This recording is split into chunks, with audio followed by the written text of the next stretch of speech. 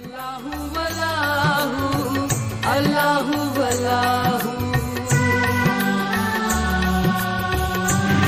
वालेकुम दोस्तों, जीअं त नसीराबाद शहर में सनत स्ट्रोक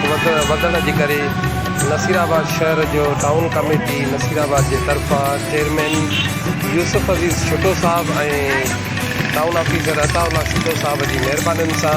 नसीराबाद शहर जे मुख़्तलिफ़ चौकनि ते पोस्ट ऑफिस जे बिल्कुलु भरिसां ऐं बाईपास ते बाडरे रोड ते ऐं ॿियो इन खां अलावा वारे स्टाफ ते सबीलुनि जो इंतज़ाम कयो वियो आहे, जेको थधे पाणीअ जूं सबीलूं जारी वसारी आहिनि। तमामु